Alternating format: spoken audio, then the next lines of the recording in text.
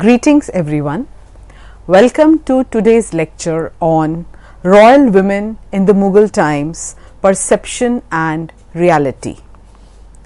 In this lecture, I shall be exploring whether the Zenana was a hallmark of patriarchal values or did it work only on coercion, force, or did the consent and the help of women or active participation of women helped men to secure their own power and position. So, we would be exploring as to how women secured their own positions for a political career or influencing politics. I would also be questioning what was life like in the Zenana or in the women's quarters? How much freedom did they have? The lecture will draw attention to an unexplored area, that is, the fascinating lives as well as achievements of several royal women and how they have been represented or misrepresented in several sources. So, in course of the discussion, what emerges is that most of women, even if they belong to royalty, were lost to history. Despite being educated, highly accomplished, cultured, spirited, very few of these women are known to us by their names, and just 2 or 3 have left a mark more significant than others. So, there definitely is a need to create a credible portrait of this enclosed world, and also there is a need to bring to light the most influential of the unknown begums. Now, in due course of time, what emerges is that very few women have been talked about in the contemporary sources, and that too with a very specific and a limited approach. So, as a result, what has the kind of image that has emerged of the Zenana or of the Harem is a very limited kind of female space. So, if we have to understand the real nature of the world of these women, we need to kind of broaden our horizon and also incorporate an understanding of the various institutions like the Mughal or the Zenana from this fresh standpoint. In the 331 years of Mughal rule, its heyday being from the time of Babur down to Aurangzeb, there were several women, queens, princesses and concubines who lived out their entire life in the Mahal, as these impenetrable enclosures were called. So, in a way, a Mahal came to be associated with the place of residence of these royal women. Indeed, Babur, who was the founder of the Mughal Empire, was one such emperor who was kept in the safety of the harem and was overseen by his own maternal grandmother, Ehsan Daulat Begum, when his father died suddenly, leaving the 11-year-old heir apparent vulnerable to several power-hungry kinsmen. So, that was the kind of influential role a woman could play and definitely played in the case of Babur. Besides being a mini empire, the Mahal was also a warm family space where several generations from from old matriarchs to the youngest princesses and even several princelings, they coexisted. So, we can say that a Mahal was a sanctuary where women and children felt protected from the dangers of war as well as the perennial battles for the throne, and it was Mahal itself where several future monarchs were to be kept safe.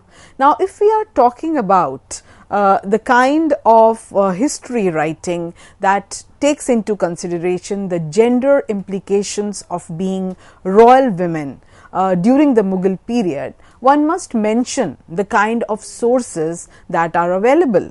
So, we can say that there is a need to incorporate lateral sources such as translations of works like Humayun-Nama, then Babar-Nama, then several contemporary accounts by Western travelers including Ralph Fish, then Francois Bernier, as well as Manuki, then biographies of male and female royalty, as well as several scholarly writings of eminent historians. So, taking into consideration this wide plethora of resource material that exists, we need to kind of re-question the earlier portrayal of women in the Mughal period as playing very docile and meek roles and probably always veiled, that is behind the parda. So, what was actually the reality of a Zenana?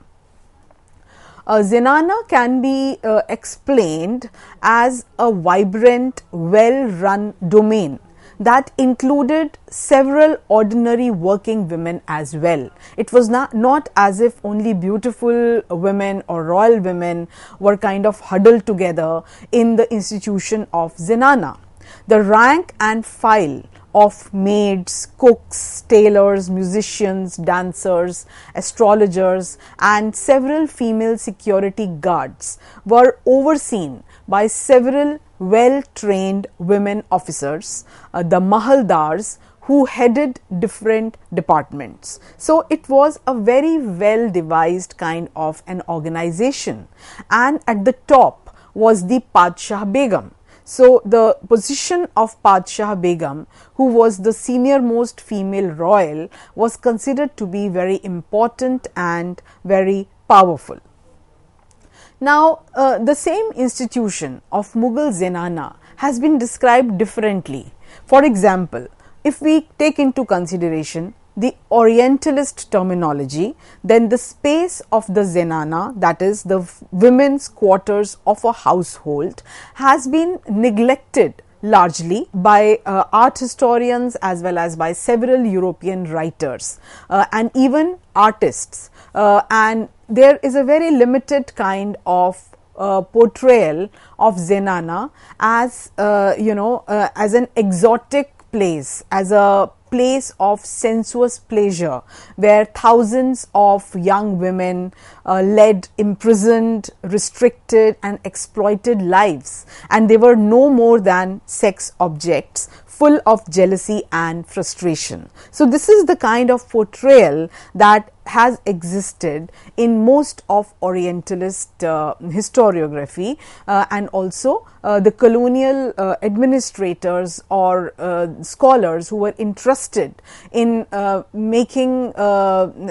in portraying India's past, they also had this kind of an opinion for this institution. However, as has been pointed out by several scholars who have researched in this field, they have pointed out, and rightly so, that Zenana cannot be reduced simply to such a simplistic terminology. So, it was rather a very complex institution, and the truth was far more complex, richer as well as surprising. So, the Zenana was a bustling, orchestrated and well organized world where every woman knew her rank and purpose, and there were intelligent, cultured, articulate women, and they were valued for the kind of service that they could perform, and those who were more efficient advanced much more than those who were kind of ordinary. So, with no men involved in the internal running of the Zenana, which was effectively a small city, it needed good administration, it needed diplomacy, a tasteful kind of a conduct of business, and all these virtues were greatly prized and they were also rewarded. So, there must have been intrigues and competition also in the Zenana, but then there was also companionship, there was also female support, agency. The aspect of female agency was very important, and all this was very important, especially in the largely patriarchal society and polity. Now, it is not as if the term harem or the concept of Zenana was unique only to the medieval world or to the culture that was introduced or to the system that was introduced with the onset of Muslim rule in India. In fact, the term harem, which means the parts of a house to which access is forbidden, and hence more particularly to women's quarters. So, it was this concept of a women's quarters existed even prior to the beginning of Sultanate rule, or after that the Mughal Empire. It was not due to Muslim invasion that women were made to remain inside quarters, or that seclusion was only to imitate Muslim lifestyle. Earlier, there was a term that was much in use, and that was Antapura. So, this was a Sanskrit word which meant the inner apartments, suggesting their position in the palace as being secure, sheltered and barred from the common gaze, and no male was allowed to go to the Antapura without pre-informing the ladies. And so, therefore, we very well understand, and we must take this aspect into consideration when we are approaching the subject of harem. So, harem can be described and has been described by several scholars as a center of polity, and how women were playing a very important role in this. It was considered a powerful institution from where the other institutions took their instructions from the king as a patriarch, and this kind of reality, however, was invulnerable. There are several perceptions related to the issue of Zenana or the institution of harem.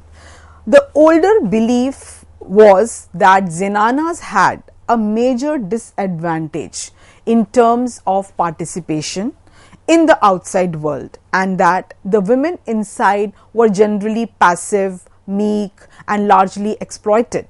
The women in the harem had limited access to the economic resources, and their seclusion largely kind of encouraged them to concentrate only on the reproductive tasks, or always kind of harboring mutual jealousies and scheming and plotting.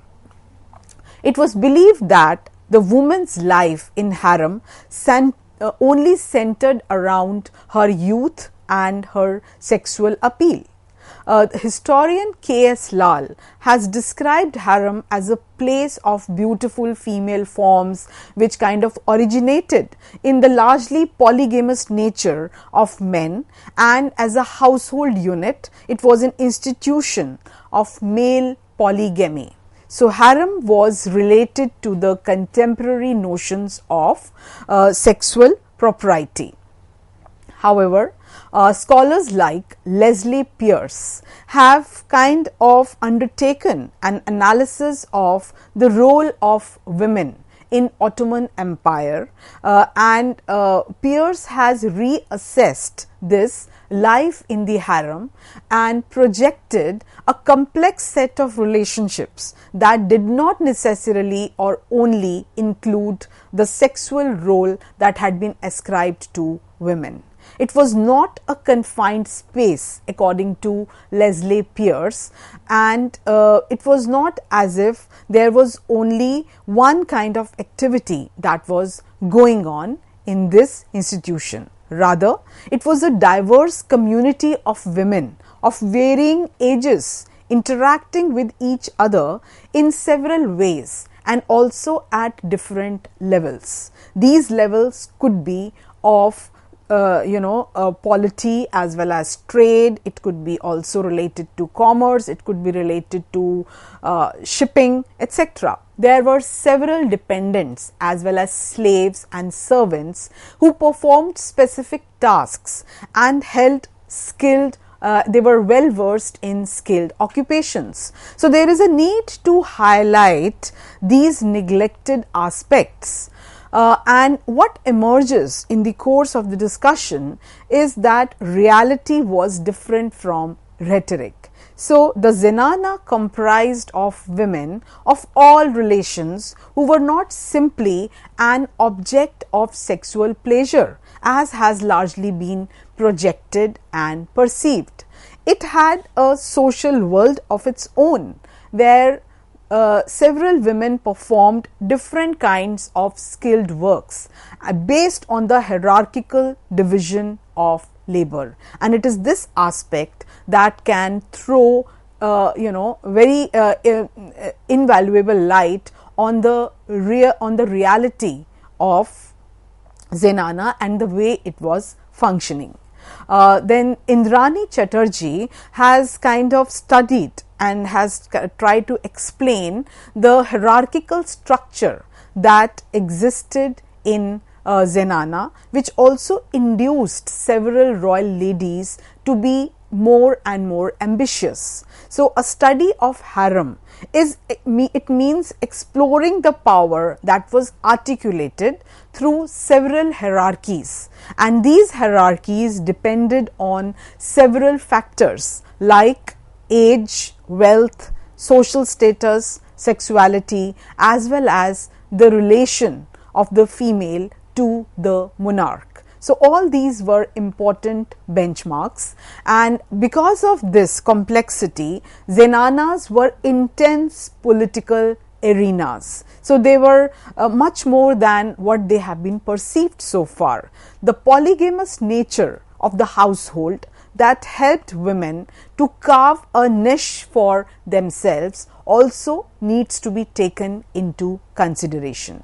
There could be different ways of participation in the political affairs of the state. One was direct or active participation, and one was interference from behind the curtain, and it was here that Zenana came to play a very important role.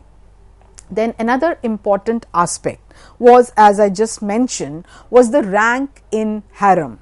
It was not the age that was important or the youthful figure of a woman that was important, but a woman's rank as a grandmother or a mother or wife or sister, that was far more important and the deciding factor as to what would be the rank of a particular woman in the harem.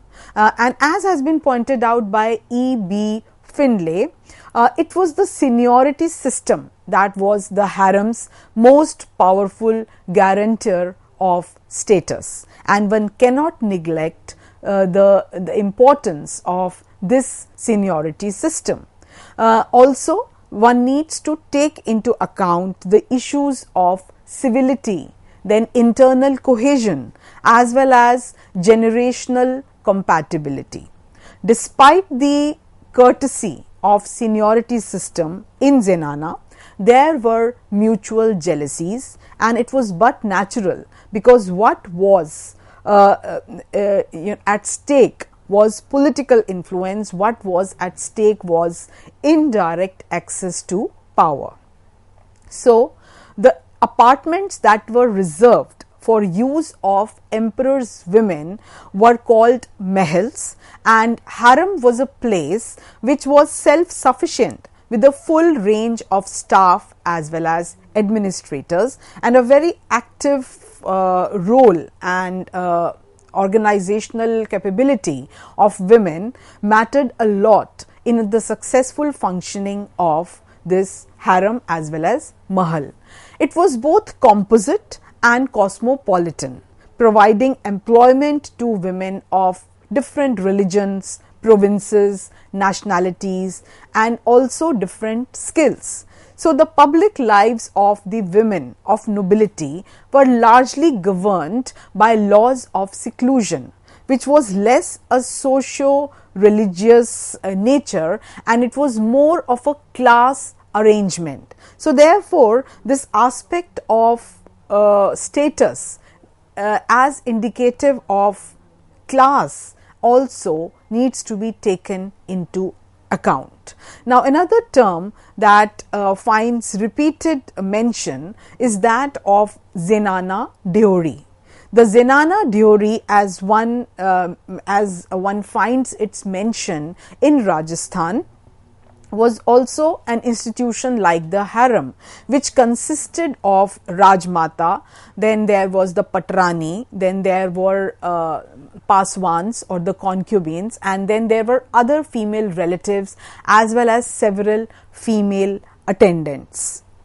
As has been discussed by Varsha Joshi, there was a huge list of female attendants that was associated with Zenana Diori, and this, according to Varsha Joshi, indicates some kind of a replication of caste system that existed within female quarters, that is, specific jobs being ascribed to women belonging to specific caste. As has been discussed by Indrani Chatterjee, one can earmark something like a slave-based harem systems that existed within the ideological as well as the ritual confines of Rajput polities, and each Rani or queen had her own establishment in her Zenana, and this was known by the name of that queen.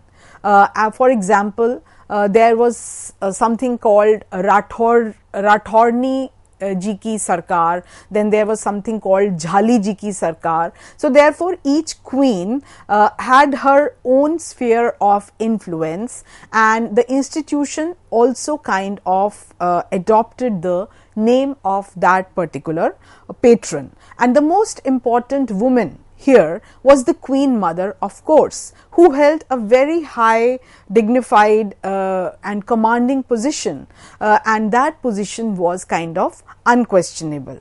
She played a vital role in the transmission of political values and also furthered the interest of their sons, which again was very important in a polygamous system. Now, several contemporary scholars have also recorded their own observations related to female quarters, and as has been mentioned by Manusi, all women had separate apartments, not only for themselves but also for their slaves and attendants. And talking of the Mughal harem, Manuki says that ordinary there were within the mahal 2000 women of different races. So, definitely the mahal and the harem were multiracial and multi-regional in character. Each had her own office or special duties, either in attendance on king, his wives, or the other females. It had been a custom that the female guards bearing bows guarded the king in his inside quarters, and this is also largely visible in several of the contemporary paintings. For example, there are paintings which show Babur with female bodyguards called Urdu Begis, and these Urdu Begis mostly came from parts of Central Asia as well as Kashmir. Then there are some visual references which show Muhammad Shah of Gujarat being carried by female servants on the moving throne called Takhte Ravan. So, these are some of the interesting details which indicate the kind of role that was played by several women. Then one has to mention the influence of knots in harem. and a notch could move around freely in the harem, played an extremely important role of guarding the king, the queen and other female members in the harem, and they were raised to high positions, for example Malik Kafur and Malik Ambar. And as has been pointed out by Thomas Rowe, several knots and women guarded the king, and they even held very difficult weapons. Each woman of rank had 2 or more notch heads, one being called Nazir, who was appointed for each wife to ensure that she was seen by no other man except her husband. They were free to arrange contacts outside Zenana on matters of trade, military maneuvers, courtly intrigues, as well as several secret communications. And these notch, they also managed and kind of supervised the delicate relation that existed between the emperor and his women. And as his sexual life was non-existent, he could be trusted for not committing any sexual impropriety also. So Zenana kind of emerged as a very unique institution, and since it was also a polygamous institution, individual women had to make herself viable between complex lives of others immediately around her, and a woman's life was unstable as well as miserable in the presence of co-wives. So all these are some of the important factors that must be taken into account when one is drawing any kind of inference or conclusion about the existence of institutions of Mughal or Zenana Diori. Thank you.